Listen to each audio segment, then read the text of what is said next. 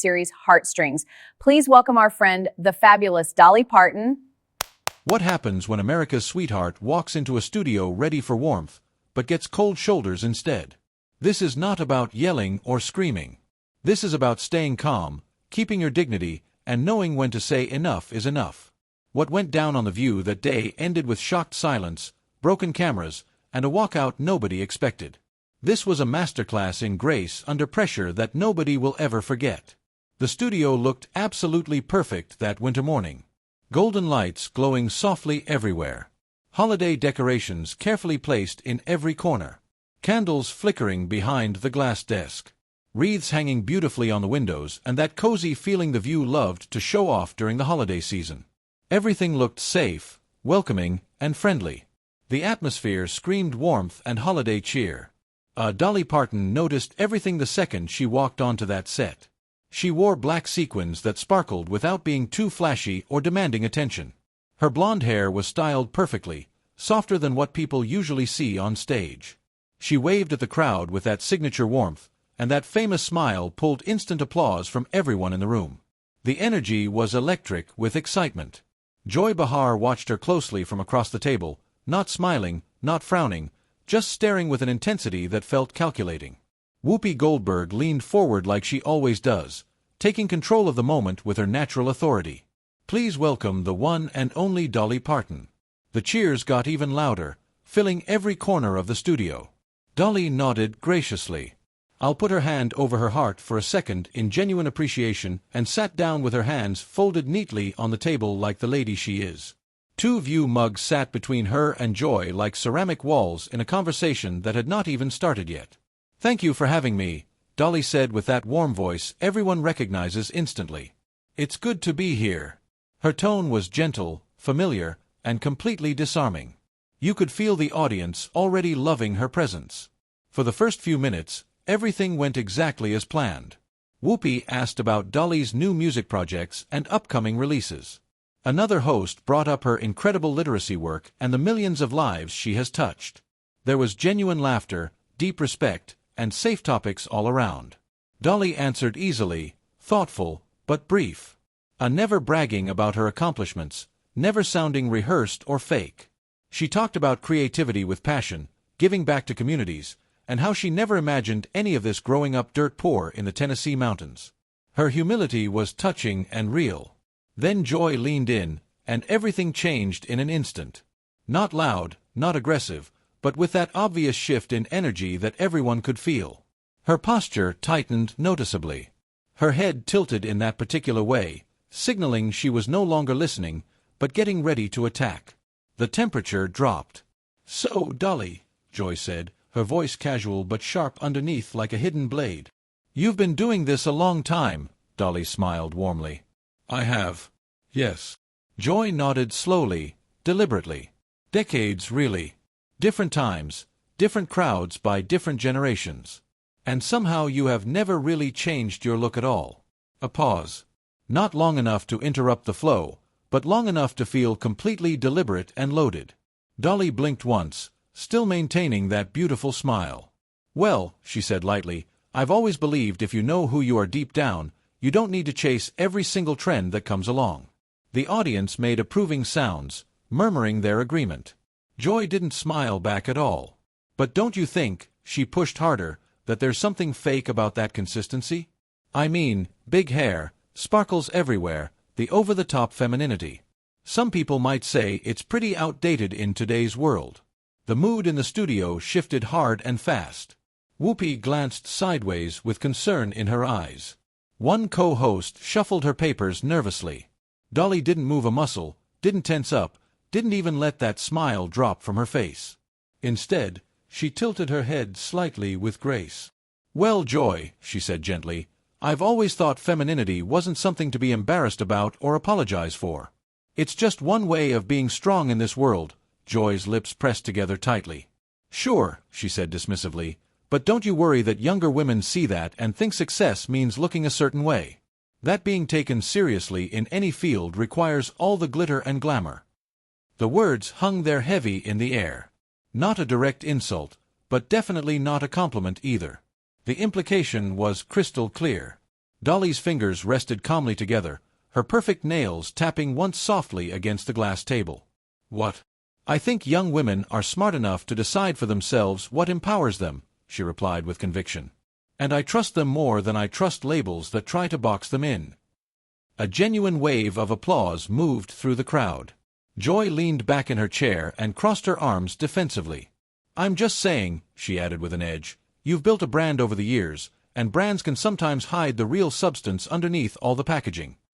That was the exact moment, not when the words landed, but when Dolly realized exactly how they were meant to land and cut. This was not curiosity or a real conversation meant to explore ideas. This was a slow, calculated attack disguised as intellectual discussion. The mask was slipping. Dolly looked directly at Joy for the first time with full attention. Not with anger burning in her eyes, but with total clarity and understanding. "Well," she said softly but firmly, "I think substance speaks for itself without needing anyone's permission." Her tone was still kind, still controlled, but something had definitely shifted in the energy, and Joy noticed it immediately.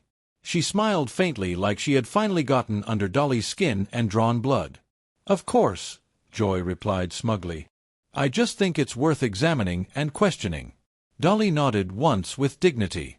"Then examine away to your heart's content," she said. "I've lived my entire life in the open for everyone to see." The audience clapped again, louder this time with more passion. Joy didn't join in at all. She just adjusted her mug with deliberate movements, eyes locked on Dolly like a predator, all already planning her next strategic move. And Dolly, still smiling and composed beautifully, had no clue yet that this was only the beginning of something ugly. The show tried desperately to move on like nothing happened. Someone's voice behind the scenes pushed the panel toward safer topics that wouldn't cause problems. One co-host brought up Dolly's imagination library with genuine enthusiasm, smiling with real respect and admiration. "Over 100 million books distributed," she said in complete awe. "That's not just charity. That's literally making history and changing lives." Dolly's eyes softened right away. This was her safe space, her true passion. Not fame or attention, but real impact on real people's lives. "Well, honey," Dolly said with emotion, "books saved me before fame ever did anything for me. A child with a book is a child with a future full of possibilities." The audience clapped warmly with genuine appreciation. A few people even stood up in respect before sitting back down. Whoopi nodded, clearly pleased with the direction. "That's what we love about you. You've always been about lifting people up instead of tearing them down." Joy's mouth twitched at that comment, just slightly, like someone hearing praise they didn't think was fully deserved or warranted. For a brief moment, the studio felt normal again. Holiday candles glowed peacefully. Cameras moved smoothly between faces. Mugs sat perfectly aligned like props in a pleasant scene. Then Joy slid her mug forward a few inches, and the scraping sound was quiet but sharp enough to cut through the peace. "So, Dolly," she said, "AJ just 2 words, but with a brand new tone dripping with intention, let me ask you something real." The co-host beside her blinked like she was bracing for impact. Dolly turned toward Joy with that same polite openness she gave everyone from strangers to presidents. "Yes, ma'am," she said respectfully. Joy smiled, but it was the kind of smile that measures and judges you instead of welcoming you in. "Do you ever worry that your charity work, all your goodness and generosity, is just part of the brand, too, just another marketing tool?" A hush dropped across the entire table, not because it was the hardest question ever asked, but because it sounded exactly like a trap, dressed up as smart intellectual conversation. The accusation was thinly veiled. Dolly's smile stayed on her face for a beat longer than needed. "BJ Joy," she said gently, but with steel underneath. "I don't do what I do to look good in anyone's eyes. I do it because I remember exactly what it felt like not to have anything." Joy nodded like she expected exactly that answer. "Sure, but you can't deny." Joy pressed harder that charity is incredibly convenient, especially for celebrities. It creates a perfect shield from criticism. When someone criticizes the image, the fans immediately say, "Oh, but she gives away books, so leave her alone." The audience murmured uncomfortably. You could feel people physically shifting in their seats, wanting desperately to protect Dolly from what was being suggested. The atmosphere was getting tense. Dolly's eyes narrowed just barely, like a curtain moving slightly in the wind. "Well," Dolly replied, still maintaining her calm, "and if my work helps people in real ways, then I don't mind if it helps my image too. But it wasn't built for that purpose." Joy leaned in closer, clearly thrilled that the studio was holding its collective breath. "Okay, but let's be completely honest here," she said, voice getting sharper by the second. "Your whole thing, sweet Dolly, kind Dolly, harmless Dolly. It's all a performance, isn't it? It's calculated." Whoopi inhaled sharply like she wanted to jump in and stop this, then stopped herself. "Sometimes you have to let someone show exactly who they really are." Dolly didn't even flinch. Instead, she gave Joy a small, thoughtful nod. The way you nod at someone you're choosing not to embarrass publicly. "Honey," Dolly said calmly, "everything we do in public is a performance to some degree." "Ah, yours too." A few laughs bubbled up from the audience, nervous and surprised. It was not a jab or an insult, just a simple fact delivered so softly it was impossible to argue with. Joy's eyes went hard as stones. "No," she said sharply. "Mine is honest conversation. Yours is an act. You giggle, flutter your eyelashes, play the cute country doll, and somehow people treat you like you're a saint who can do no wrong." Dolly's fingers folded tighter together, her bright, perfectly manicured nails pressed gently into her own skin. She kept her voice low and steady despite the provocation. "Joy, I've been called a lot of things in my life. Doll isn't even close to the worst." Joy scoffed loudly. "You're avoiding the point entirely." "I'm addressing it directly," Dolly answered firmly. "Maybe just not the way you hoped I would." That line hit like glass clinking sharply. The co-hosts shifted again uncomfortably. One looked down at her cards like they suddenly became the most fascinating thing she had ever seen. Joy kept pushing forward, sensing she was close to creating a viral moment. "Here's the actual point. You present yourself as this big symbol of empowerment for women. But your entire image is built around exactly what men wanted women to look like for decades. Big hair, tiny waist, loud sparkle. Everywhere. It's not exactly forward-thinking or progressive." There it was, completely out in the open. Not curiosity anymore, just pure judgment and condescension. Dolly blinked slowly and deliberately. When she spoke, her voice was still sweet, but no longer soft or gentle. "Joy," she said with conviction. "What?" "I didn't build myself to please men or anyone else. I built myself to survive in a world that didn't want me to succeed." Her words were simple, but they carried something way heavier than sequins or rhinestones ever could. This was real. Joy opened her mouth wide, ready to attack again.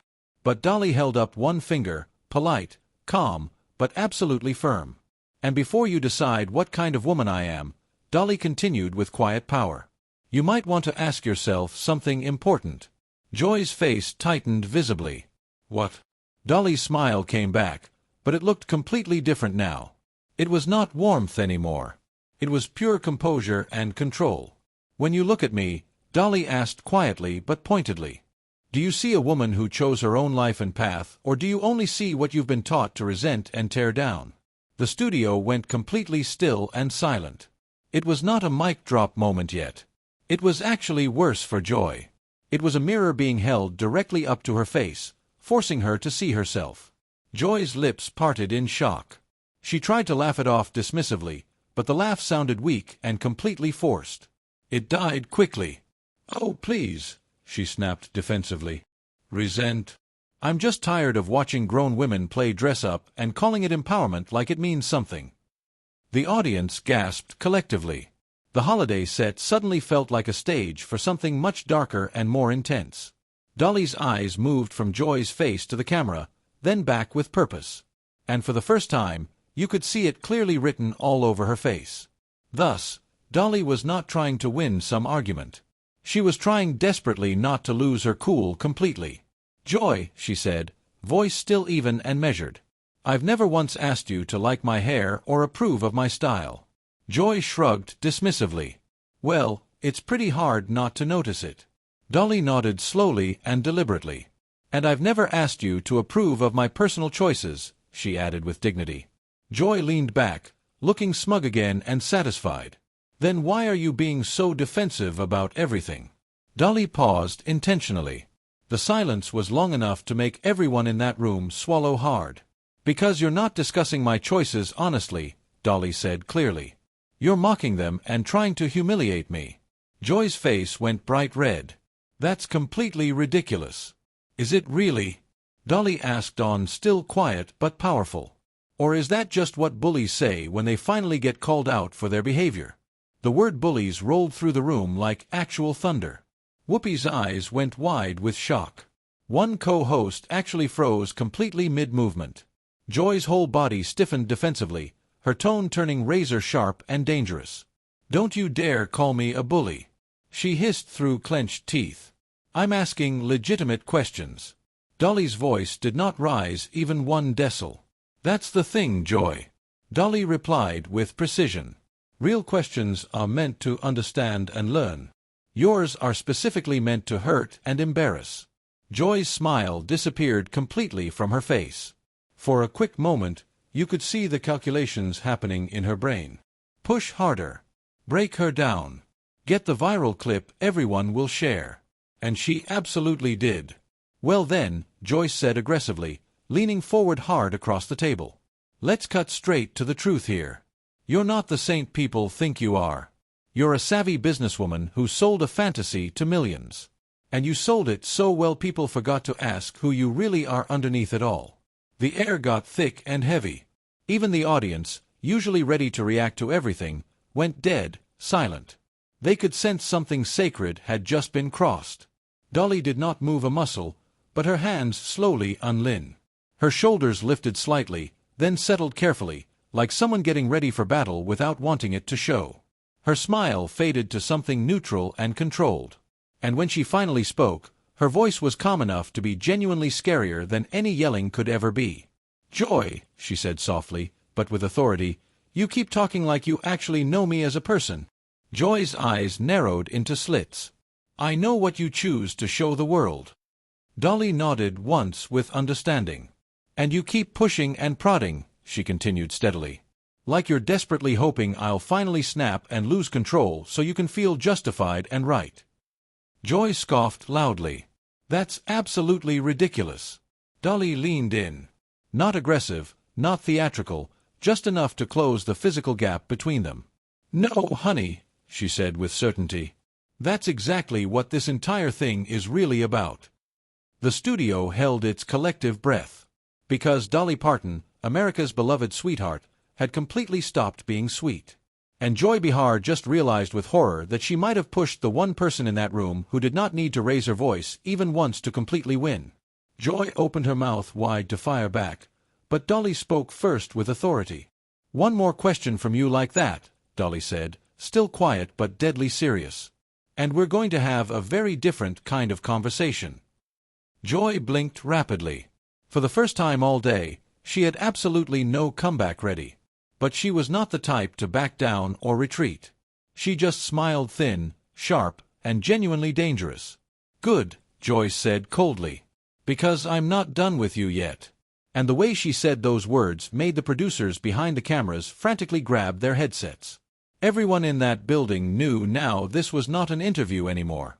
Hannah, this was a full-on collision about to explode in spectacular fashion. The end was coming.